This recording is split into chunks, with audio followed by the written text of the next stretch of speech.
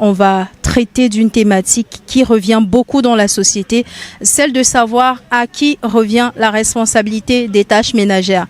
Généralement, les hommes et les femmes sont divisés sur cette question. Les hommes qui disent que voilà, nous on va chercher l'argent, les femmes de l'autre côté qui disent ah là nous aussi on travaille déjà donc ce n'est plus pareil.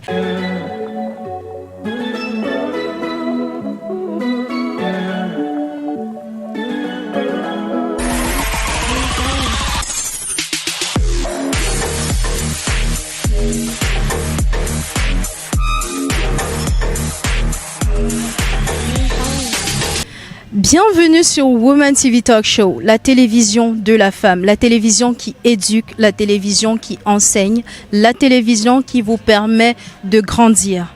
Aujourd'hui, nous sommes au marché Ndokoti, plus précisément au lieu dit marché mondial. Et aujourd'hui, justement, on va traiter d'une thématique qui revient beaucoup dans la société, celle de savoir à qui revient la responsabilité des tâches ménagères. Généralement, les hommes et les femmes sont divisés sur cette question. Les hommes qui disent que voilà, nous on va chercher l'argent, les femmes de l'autre côté qui disent ah là nous aussi on travaille déjà donc ce n'est plus pareil. Ce qui fait que la réalité sur le terrain est assez chaotique. Aujourd'hui, on va rencontrer monsieur Tayeb Jonas qui va nous donner son avis en ce qui concerne cette thématique-là. Bonjour monsieur. Bonjour. Vous allez bien, j'espère? Je vais très bien. D'accord. Par la grâce de Dieu. Ouais, justement. C'est Dieu qui fait grâce et c'est lui vraiment qui est à l'origine de toutes choses. Aujourd'hui, comme vous l'avez compris, on traite de la thématique des responsabilités ménagères à la maison. On sait que dans la société, de plus en plus, il y a beaucoup de tiraillements autour de ça, principalement dans les foyers. Pensez-vous que les tâches ménagères soient une responsabilité partagée ou alors elle est exclusivement dédiée aux femmes? À mon avis, les tâches ménagères doivent être partagées. Parce que l'homme doit être un exemple aux enfants qu'il élève pour que ces enfants puissent aussi faire la même chose dans leur foyer. C'est ce que je pense. Les tâches doivent être partagées. Et merci vraiment pour cette brèche, pour qu'il soit également un exemple pour les enfants. Parce que malheureusement, on a l'habitude de dire qu'on éduque les femmes pour le mariage, mais on n'éduque pas les hommes pour le mariage. La question suivante est celle de savoir si vous, à la maison, vous vous impliquez sur les tâches ménagères et comment est-ce que vous faites? Effectivement, je m'implique sur les tâches ménagères parce que je dois être un exemple déjà. En passant, je suis un pasteur. Et ce que j'enseigne à l'église, je dois aussi montrer l'exemple à la maison. J'enseigne que les hommes doivent aider leurs femmes dans les tâches ménagères. Et c'est très très important parce que la femme se sent aimée encore davantage et elle se sent libre d'exprimer même ce qu'elle ressent par rapport à son foyer, quoi. Oui, elle s'exprime davantage avec l'homme. C'est-à-dire que l'homme doit s'occuper, par exemple, même à laver les habits, et l'homme peut laver les vaisselles, l'homme peut faire un peu de tout. Et ça permet que ça crée une autre atmosphère dans le foyer. Et l'amour règne dans le foyer en ce moment. Donc la femme ne se sent pas lésée quelque part, elle ne sent pas qu'on lui a laissé toute la charge. Donc elle ne se sent pas submergée par les tâches. Vous avez dit tout à l'heure que pour vous, les hommes doivent également s'impliquer dans les tâches ménagères pour d'ailleurs être un modèle également pour leurs enfants. Sauf que les hommes utilisent régulièrement un argument biblique et ça tombe bien que vous soyez pasteur. Ils disent que dans la Bible, on dit la femme est une aide pour l'homme. Et si la femme est une aide pour l'homme, comment est-ce qu'on se retrouve à dire que l'homme doit faire les tâches ménagères, sachant qu'il sort chercher l'argent, vu que la Bible dit que lui, il est le pourvoyeur? Quand la Bible nous dit que la femme doit être une aide, aider quelqu'un veut dire l'aider dans cette tâche. Donc, normalement, c'est l'homme qui devait travailler. Donc la femme devait se reposer, mais comme Dieu a mis cela ainsi, la femme est là pour aider l'homme. Aider quelqu'un, c'est l'aider dans cette tâche-là. Donc elle est là pour nous aider, pour aider l'homme à... Elle est là comme une facilitatrice pour aider l'homme à faciliter sa vie. Merci beaucoup. La question suivante donc est celle de savoir, vous avez dit que la femme est l'aide pour l'homme. Ça veut dire que de base, les tâches et tout ça, c'était pour l'homme en fait. et la femme est juste venue lui faciliter la vie. Ça, c'est pour bien comprendre pour votre point de vue. Oui, effectivement, c'est l'homme qui est appelé à travailler et la femme est venue tout simplement pour aider l'homme dans le travail. Je pense que c'est comme ça. Oui. Donc, quand quelqu'un vient t'aider, tu ne lui laisses pas toute la charge. Oui. Tu travailles avec cette personne. C'est un peu comme ça. Aujourd'hui, beaucoup de femmes se plaignent d'être submergées par les tâches et malheureusement, elles ont en face d'elles un époux qui va leur dire que voilà, ton rôle à toi, c'est vraiment ça. Je ne vois pas pourquoi je devrais venir t'aider dans cette tâche-là. Comment est-ce que vous pensez qu'on puisse communiquer dans ce type de couple pour rétablir l'harmonie? Dans ce type de couple, je pense qu'il faut les ramener à comprendre les réalités que Dieu a posées dès le commencement, pour les amener à comprendre la position de l'homme et la position de la femme. Oui. Je pense qu'en les amenant à comprendre cette réalité, ils vont tous deux s'ajuster. Oui. Merci beaucoup. La question qui suit est celle qui concerne les finances. Parce que parmi les multiples choses qu'on a entendues dans la société, il y avait également, ok, si moi je dois aider ma femme dans les tâches ménagères, elle également doit prendre 50% des responsabilités financières. Qu'est-ce que vous en pensez?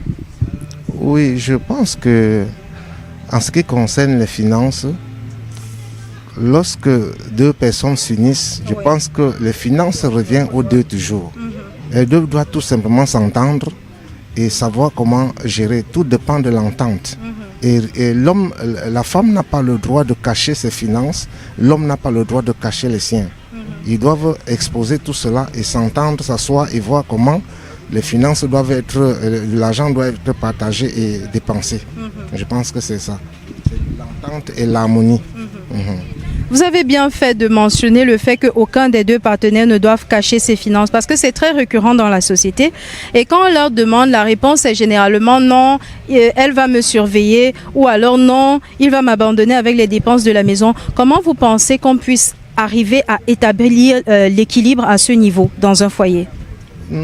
C'est une pensée qui n'est pas juste parce que lorsque un homme cache ses finances à son épouse, cette épouse va lui poser des problèmes qui sont au-dessus des finances.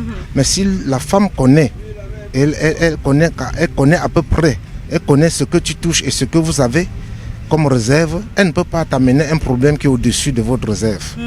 Donc c'est très important d'être ouvert et de montrer à son épouse ce qu'on a, ce qu'on touche et ce qu'on a comme réserve. Ça lui permet aussi de planifier en fonction des réserves que vous avez tous les deux.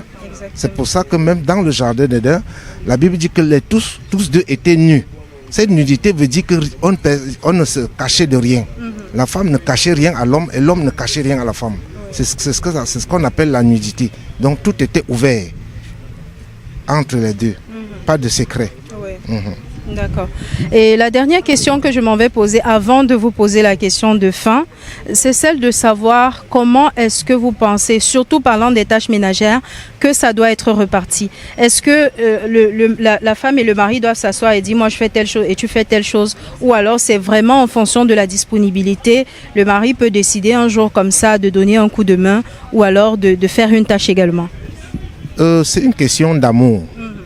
Le mari doit se sentir aimé et doit aimer son épouse.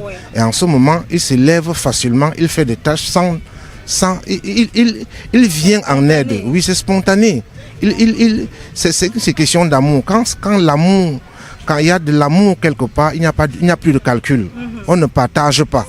Oui, on travaille, c'est spontané. Oui, c'est comme servir Dieu. On sert Dieu avec amour. On ne calcule pas pour donner, pour l'avancement de Dieu. On donne à son épouse aussi comme ça, sans calculer. C'est l'amour. On donne un coup de main, c'est l'amour. Quel conseil donneriez-vous pour que les foyers soient plus épanouis? Parce que malheureusement, justement, cette question de répartition ménagère ou de répartition de finances dans les deux sens est souvent à l'origine de beaucoup de frustration dans les foyers. Quel conseil donneriez-vous pour aider à ce que le couple soit plus épanoui de façon générale? Vous savez, pour qu'un couple soit épanoui, ce couple, ce n'est pas facile, mais c'est possible. Si le couple seulement comprend, si chacun comprend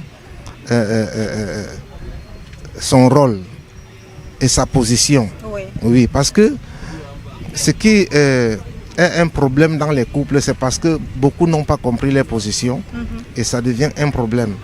Je me dis que chacun doit connaître sa position. Oui, et en ce moment-là,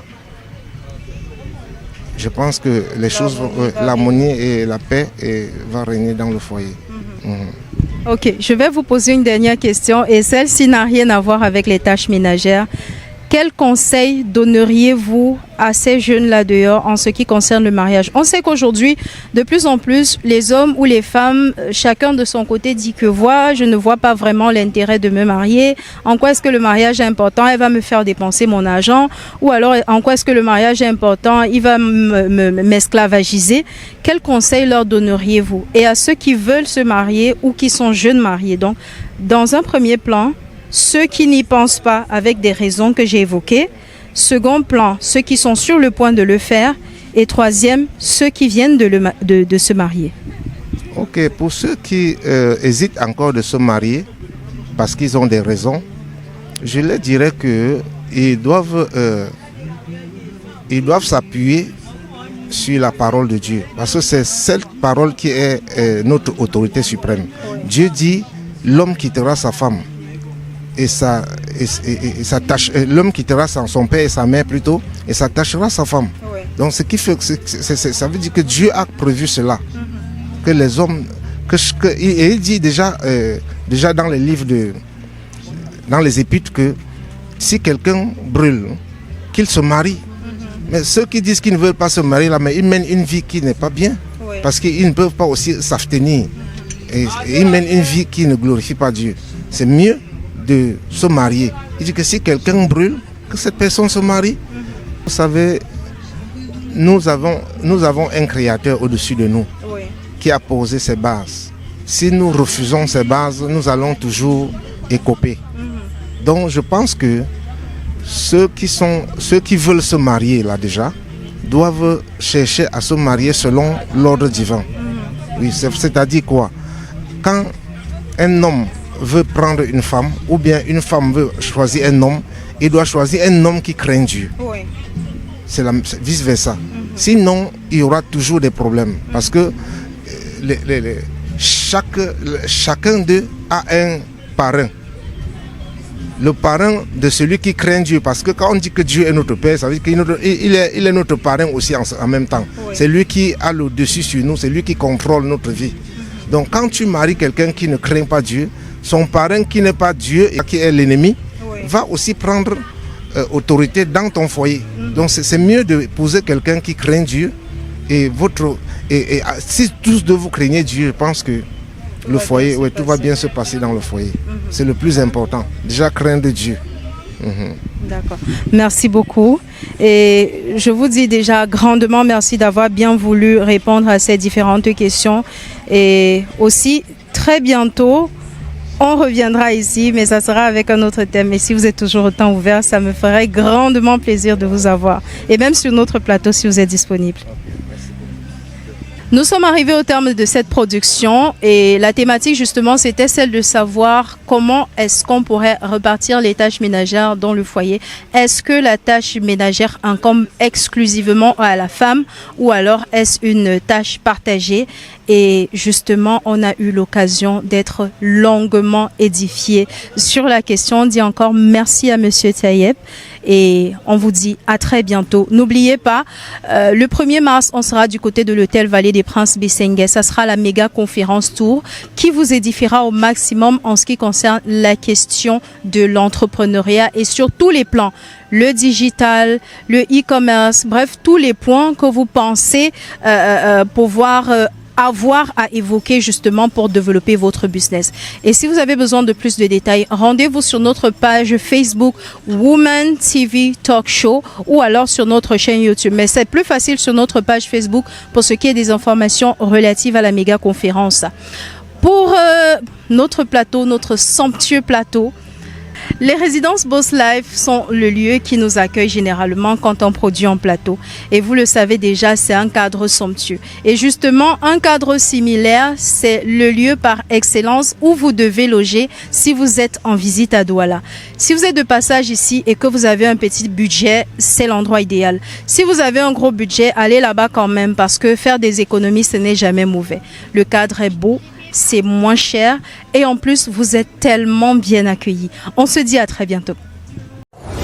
Comment générer 1 million de bénéfices au bout d'un an avec seulement 5 000 francs de capital de départ dans un contexte où de nombreux entrepreneurs peinent à faire décoller leur business?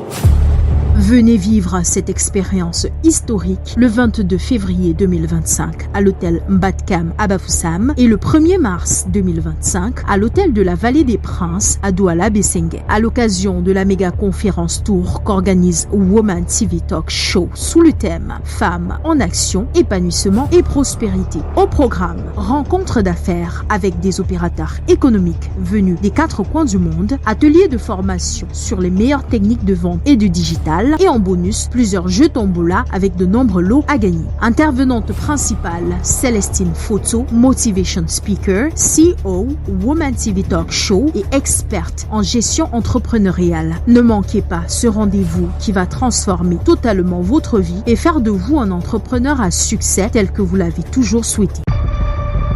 Ticket d'accès disponible 10 000 francs, 15 000 francs couple et 35 000 francs VIP. Réservation 6 51 71 74 45.